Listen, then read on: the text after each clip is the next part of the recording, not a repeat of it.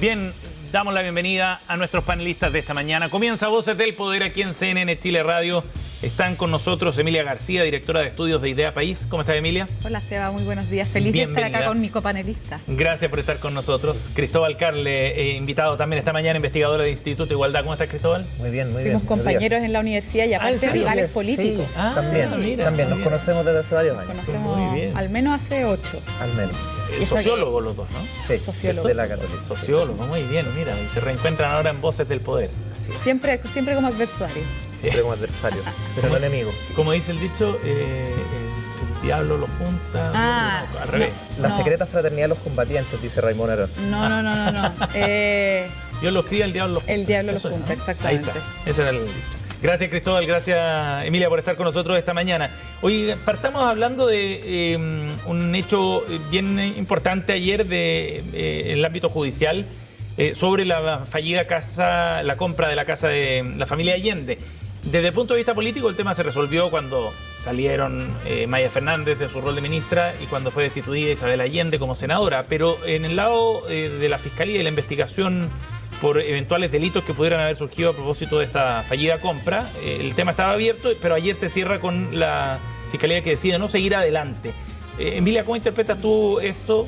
Tuvo muchas repercusiones, fue un hecho político grave para el gobierno y le generó una crisis, pero al final el asunto quedó en nada, esta investigación. Sí, yo creo que hay que tener ojo porque la tentación que puede haber desde la familia Allende o Fernández respecto de la decisión de ayer de la Fiscalía es decir que entonces son inocentes de cualquier hecho reprochable respecto de la compra y venta de la Casa Allende. Y por un lado hay que aclarar que la Fiscalía decide no perseverar porque no encuentra antecedentes para demostrar un delito. Eso no significa que haya inocencia, sino que solamente que no hay prueba suficiente para determinar en este caso tráfico de influencias y no sé cuál era el otro. Eventual fraude al fisco. Y eventual fraude al fisco. Pero lo que sí tenemos claro es que hubo distintos acontecimientos y distintos hechos de parte sobre todo de la ex senadora Allende, que sí son políticamente y moralmente reprochables, y eso fue lo que después el Tribunal Constitucional determinó que era causa suficiente para destituir a la senadora Allende. Recordemos que su jefe de gabinete llamaba y le enviaba mensajes constantemente a la unidad de toma de razón de Contraloría para acelerar el proceso de compraventa, y eso a todas luces es al menos reprochable y me parece que no es una contradicción que ahora la Fiscalía decida no perseverar con el hecho de que ya que ya haya habido un castigo por este caso. Sí. Cristóbal, ¿cómo ves tú este punto? Yo creo que quizás la lección que podríamos tomar de todo este episodio es la precisión conceptual. Cuando nosotros decimos hay que separar entre lo que es políticamente indebido y lo que es legalmente punible o que se puede perseguir por la vía penal, hay que ser extremadamente precisos porque es muy fácil caer muchas veces en reduccionismo o caer en imputaciones que también son sumamente peligrosas. O sea, aquí se habló de corrupción, se habló de fraude al fisco. Y la realidad es que la Fiscalía, la realidad es que el Poder Judicial no encontró antecedentes para eso. Por tanto, eso lo que nos indica es que la próxima vez que ocurra algo de esta naturaleza seamos más precisos en poder separar aquello que es de una irresponsabilidad política o de una imprecisión política, que yo creo que ahí estamos todos de acuerdo. Yo no tengo ningún problema en reconocer que aquí hubo una imprecisión política a varias bandas por parte de la senadora Allende, por parte del gobierno, y las responsabilidades políticas se pagaron en el momento y se pagaron con creces. ¿Y correspondía pagar esa responsabilidad política? Por supuesto, porque hubo un error no solamente comunicacional, sino que un error de praxis, hubieron cosas que no se deberían haber hecho y se pagaron las responsabilidades. Sin embargo, también hubo gente que habló, que se quiso pasar para la punta y que finalmente el Poder Judicial determinó que eso no correspondía. Por tanto, a mí lo que me parece ahora que corresponde es cerrar ese episodio. Aquí no hubo delito, eso es lo que al menos ha determinado el Poder Judicial, que no existen antecedentes para afirmar aquello. Sin embargo, lo que hubieron fueron responsabilidades políticas que ya se pagaron, e insisto, se pagaron con creces, porque recordemos lo que fue esto. O sea, cayó una ministra de Bienes Nacionales, cayó una senadora defensa. No, y también de Marcela Sandoval también. Ella de hecho fue la primera una ministra de Defensa, que pagó el... Y una senadora que llevaba mucho tiempo en el cargo, que había sido presidenta de la corporación. Y la primera presidenta mujer, además, si no me equivoco. Nieta del presidente Allende. y además le generó al gobierno, hija, perdón.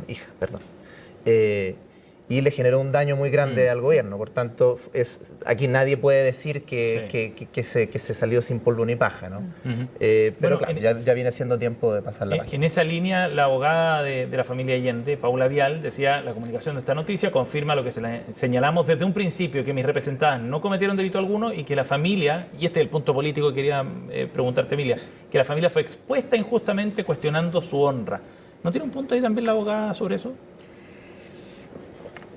Yo aquí voy a ser un poco abogada del diablo, pero ¿por qué no hubo delito? No hubo delito porque se pegó el grito al cielo, porque alguien se dio cuenta, ya no me acuerdo muy bien de los hechos, pero alguien se dio cuenta de que se estaba llevando a cabo esta compraventa y se pudo poner en pausa y luego no llevar a cabo. De haberse comprado la casa, ahí sí hubiese habido un delito, porque la Constitución es muy clara al decir que ninguna persona que trabaja en el Estado puede celebrar contrato con el Estado. Y aquí habían dos personas involucradas, la ministra Maya Fernández y la senadora Isabel Allende, que estaban vendiendo su propiedad. Ahora la justicia evalúa sobre la base de aquello que se concretó efectivamente. Sí. Por eso mismo. Entonces, efectivamente no hubo delito, pero respecto de lo segundo que menciona la abogada, y es el daño a la honra, el daño a la honra está cuando su defendida y la misma ministra Allende comienzan un proceso que duró mucho tiempo. O sea, ¿cuántos abogados dijeron que levantaron este punto? Más de 17 abogados vieron este contrato y ninguno fue capaz de decir: oiga, esto no se puede hacer. Entonces la honra me parece que no está dañada por las personas que decimos que esto fue al menos reprochable, sino que por las mismas personas que impulsaron este contrato que finalmente no se celebró, pero que ellos sabían o debiesen haber sabido que no se podía llevar a cabo. ¿Cristóbal, algo que agregar sobre el punto? No, yo creo que simplemente eso, como la precisión conceptual. Eso creo que es importante para una próxima oportunidad, ¿no? Bueno, ser cuidadoso al hablar de corrupción, ser cuidadoso en distinguir aquello que es responsabilidad política de aquello que es responsabilidad penal. Bien, vamos al siguiente tema para hablar sobre la carrera presidencial y un punto en particular de este asunto que me parece bien interesante. Ayer Paulina Bodanovich, la senadora presidenta del partido, estuvo aquí en CNN Chile Radio abordando la estrategia que ha desplegado Evelyn Matei sobre su intento por acercarse al mundo concertacionista, ¿no? Decía que no buscara los votos en este lado, sino que fuera a la derecha a buscarlo. Ese era el emplazamiento de Bodanovich. Y eso marca un punto bien relevante sobre el acercamiento y cuán lejos puede llegar en ese intento de Evelyn Matei. Cristóbal, desde tu sector, ¿cómo ves ese intento? A propósito también de un dato concreto, en la franja se utiliza la figura de Patricio Aylwin, por ejemplo, dentro de la franja de Chile Vamos, y lo que generó escozor ahí en la DC. Sí, yo tengo dos apreciaciones al respecto. En primer lugar, yo creo que el hecho de que una figura histórica de la derecha en Chile, como lo es Evelyn Matei, que es una persona que, bueno, en años recientes ha sido identificada con una derecha más moderada, pero en su momento ella también estuvo por la dictadura, ella hizo campaña por el sí, en fin, que una figura como esa hoy día esté tratando de buscar votos hacia el centro, reivindicando figuras como la de Patricio Aylwin, me parece que en perspectiva histórica es un avance, me parece positivo, y que ella reconozca que hubo un valor en cómo se dio la transición democrática en Chile y que hayamos recuperado la democracia. Por supuesto que hay que celebrarlo, ¿no? Yo creo que al menos desde ese punto de vista está bien. Ahora, lo segundo, ya está en una disputa electoral, por supuesto, y en un contexto de disputa electoral la gente hace muchas cosas. Yo solo quiero señalar que respecto de la utilización de la imagen de Aylwin y el reclamo a la democracia cristiana y bueno, de Paulina Bodanovich, que también pertenece, digamos, al mismo mundo, perteneció a la misma coalición durante 20 años, coalición que estuvo en el gobierno, por cierto, es un asunto delicado. Es un asunto particularmente delicado porque desgraciadamente, bueno, o para bien o para mal, seguimos viviendo en el país el sí y el no, y que hay una persona sumamente identificada con el sí, sumamente identificada con el régimen militar, utilizando esa imagen, necesariamente tiene que generar problemas. Sobre todo porque estamos hablando de una persona como Evelyn Matei que lamentablemente no ha sido clara en cuestionar todo lo que pasó en dictadura, en cuestionar todo lo que rodeó ese plebiscito y todo lo que rodeó finalmente los acontecimientos que llevaron a que Patricio Aylwin fuese presidente de la República, digamos. O sea, Patricio, las cosas por las cuales, muchas de las cosas por las cuales hoy día se reconoce a Patricio Aylwin fueron cuestiones en virtud de las cuales la derecha en ese momento no tuvo claridad. O sea, recordemos como la derecha, por ejemplo, intentó bloquear la comisión Rettig, por ejemplo, que es una cosa que a los ojos de hoy día suena absolutamente demencial, ¿no? Y que la comisión se tuvo que terminar formando con gente que se descolgó de la derecha, como Gonzalo Vidal Correa. Entonces, claro, como evidentemente a la gente, sobre todo que vivió esa época, y yo lo conozco, Sí. yo tengo mucha gente que conozco que fue parte de esa época, militó en la DC, precisamente, por ejemplo, no quieren votar por Matei o les produce conflicto precisamente por eso, ¿no? Porque aquí no es llegar y que aquí no ha pasado nada y yo un día puedo decir que fueron excesos y que bueno, y que no importa mucho y que hubo guerra civil y al otro día sacar la foto de Elwin, digamos, no es tan fácil, ¿no? Emilia. Eso. Varias cosas. Estoy de acuerdo con lo primero que mencionaba Cristóbal.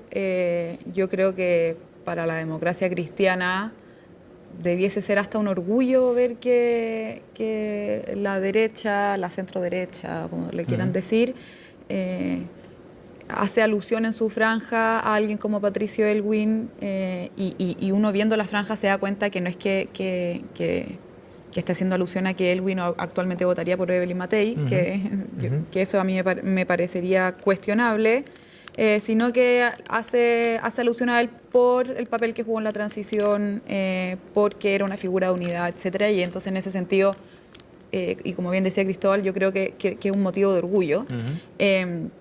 Ahora bien, tiendo a discrepar con lo último que dice Cristóbal, porque a pesar de que el clivaje del sí y el no puede seguir bien vigente actualmente, el nuevo clivaje que nos va a marcar por los próximos 30, 40 años es el del apruebo y el rechazo del 2022.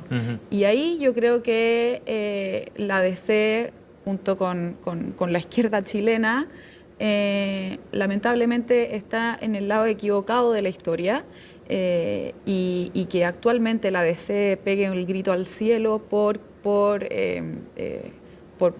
incluir a Patricio Aylwin en la franja, por el uso de esa imagen. Es paradójico, sobre todo porque la DC ya no es la DC que uno conoció en los 90 y que Patricio Aylwin conoció en los 90, sino que se ha transformado en el partido que actualmente apoya a una candidata comunista y de hecho actualmente la Internacional Demócrata Cristiana, no sé si ya sacó, pero busca sacar a la democracia cristiana chilena de la internacional porque es el primer por el apoyo al Partido Comunista. Entonces, pueden estar muy bien todas las preguntas o cuestionamientos respecto de Matei y el rol que jugó ella en dictadura y cuáles son sus alusiones respecto del general Pinochet, etcétera. Pero sin ir tan lejos, en la historia reciente, hace un par de años, la DC se desdibujó completamente de su proyecto y ese proyecto, si a mí me preguntan y me apuran, no era el de Patricio Aylwin hace 30 años. Lo último antes de la pausa, Cristóbal. No, yo creo que hay que ver los programas de la DC en los años 50, en los años 60, como hay una postura crítica no solamente de cómo está construido el sistema de clases en Chile, sino también del propio capitalismo. Yo creo que hay suficientes elementos en la tradición de la democracia cristiana para una posición más bien de izquierda. Ahora, evidentemente, la posición que se tomó respecto del plebiscito... Y son esos mismos documentos los que le pegan igual de fuerte al comunismo. Sí, absolutamente, pero así como decir que el proyecto se está desdibujando, sin duda, yo creo que se puede debatir, se puede tener muy largo. Aparte, la DC chilena no es la única DC en el mundo que ha tenido acuerdos con el Partido Comunista. El caso en Uruguay también están en coalición. Creo que hay que tener ahí cuidado con la precisión. Solamente decir eso. Creo que esa es una discusión más profunda respecto del paralelo entre el plebiscito del 2022 y el paralelo del año 88. Creo que también hay muchas diferencias en las cuales podríamos profundizar mucho, pero dejémoslo ahí por ahora planteado. Cristóbal Carle y Emilia García con nosotros en Voces del Poder esta mañana. Nos vamos a ir a la pausa. Segundos faltan para las 10 de la mañana. Volvemos de inmediato.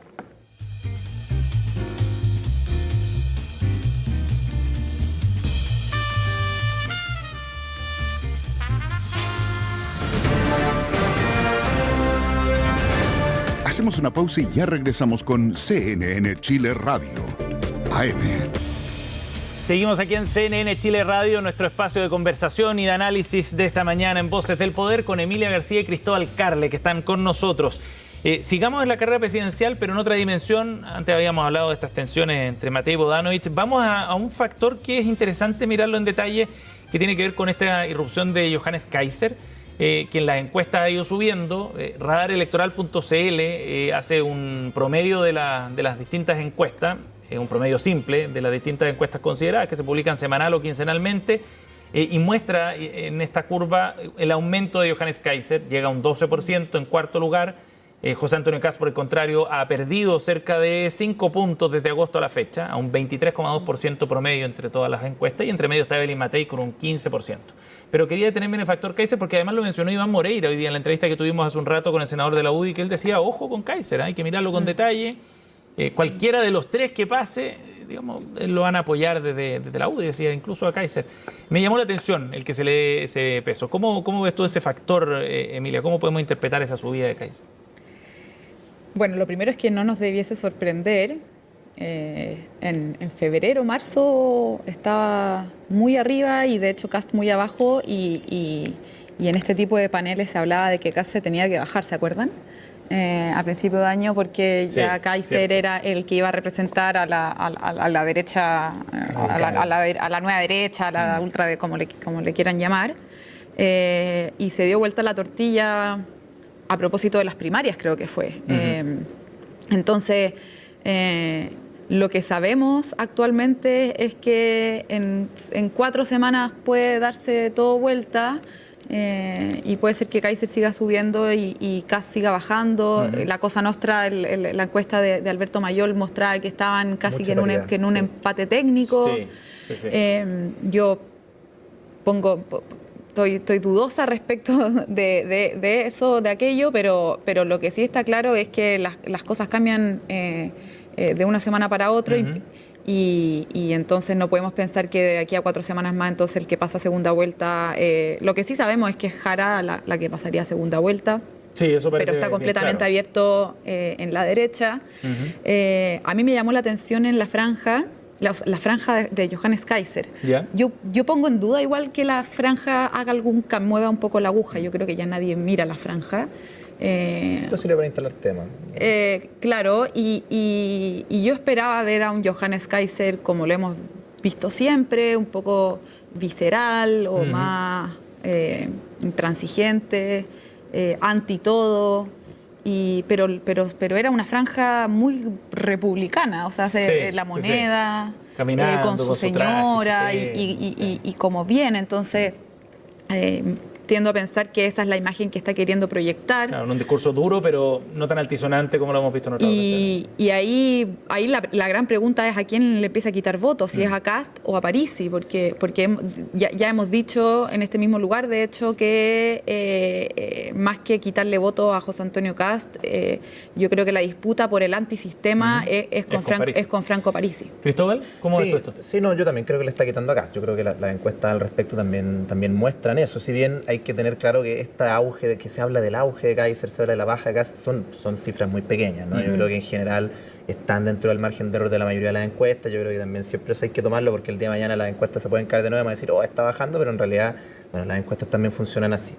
Pero es lo mismo que yo decía la vez pasada que me tocó estar acá, ¿no? Yo creo que la posición de Kast es mucho más frágil de lo que mucha gente en algún momento pensó. ¿Por qué? Porque, lo que yo decía era que hay 2 tipos de votantes de derecha. Si uno lo pudiera reducir, hay un tipo de votante de derecha que es más dogmático, que lo único que quiere es votar por una posición lo más lejana del gobierno posible, y hay un votante de derecha que es pragmático, que lo que le interesa es ganar la elección, que la izquierda no se reelija, que no gane Janet Jara y que por tanto va a elegir al candidato que tenga la mejor posibilidad de disputar una segunda vuelta. Y yo creo que José Antonio Kast durante varios meses ha logrado sostener un equilibrio que es delicado, porque José Antonio Kast no es el candidato, al menos en teoría, no es el candidato más viable en segunda vuelta. Pareciera ser que Evelyn Matei tiene marginalmente más posibilidades contra Jara, y por otra parte tampoco es el candidato más dogmático, no es el candidato más intransigente, más altisonante, como dices tú, y de alguna manera Kast logró agarrar un equilibrio dentro del votante de derecha de decir, bueno, este gallo tiene firmeza, este gallo tiene, no sé, principios claros y al mismo tiempo también es un candidato viable. Sin embargo, en la medida en que pasa el tiempo y que Kast empieza a complicarse, ¿verdad? Esto es difícil porque liderar también hace que todos los focos estén encima y que te empiezan a cuestionar y que, oye, ¿cuánto cuesta el programa? Oye, ¿cómo voy a financiar esto? Oye, ¿cómo es eso que queréis reducir tantos millones de dólares pero a la vez queréis duplicar el gasto en seguridad? Me parece presionado por distintos flancos. Así es, y en ese sentido Kast se puede terminar, o el votante de Kast se puede terminar deslizando para los dos lados. Puede que haya un votante de Kast que se vaya a Matei, que parece que no está pasando mucho, pero también se puede deslizar hacia la derecha. Y Kaiser ha logrado mantenerse, porque en mucho tiempo también se le dijo a Kaiser que se bajara. Sí. Y ahí se mantuvo, lo hizo bien en el debate, parece que la franja también lo está haciendo bien y está volviendo a agarrar cierto ritmo. Y además Kaiser tiene penetración en sectores que son generalmente distintos a los que la derecha tradicionalmente ha tenido. Y eso es de la izquierda, hay que mirarlo con mucha atención. Y Kaiser es un fenómeno popular también. Y hay que sumar un antecedente, que estamos en una elección con voto obligatorio, ¿no? Bueno, también, y son 6 millones de votos nuevos. Claro, y el voto bronca, como dicen los argentinos, se hace presente completamente, porque hay gente que no le interesa la política, que por sí sola no iría a votar, va y vota por el gallo más antisistema de todo. Y ahí quizás sí hay una disputa y un clivaje con París. Y ayer Juan Pablo Lavín de Panel UDD decía esto mismo, que por la votación, o sea, por el voto obligatorio ingresaban casi 6 millones de votos nuevos y es un enigma por quién votará. Yo creo que los analistas cometemos un error de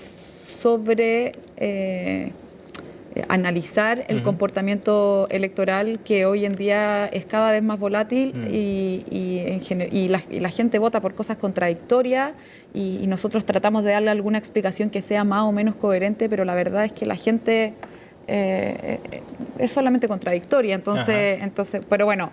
Y puede definir su voto eventualmente muy cerca de la elección. Y muy cerca, y puede votar en primera vuelta por José Antonio Kast y en segunda, o por París y en segunda por Jara, y eso nosotros vamos a tratar de explicarlo, pero en realidad no tiene tanta explicación.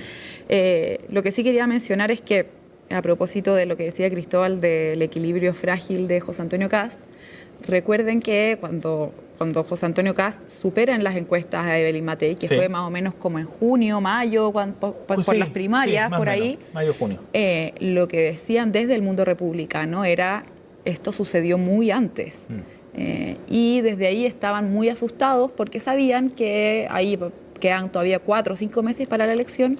Sabían que haber llegado al primer lugar o al del sector era preocupante, porque sostener por 5 meses ese primer lugar era muy difícil. Es difícil. Y ahí yo creo que José Antonio Kast, a pesar de que ya esta es su tercera o cuarta candidatura presidencial, tercera diría yo. Tercera.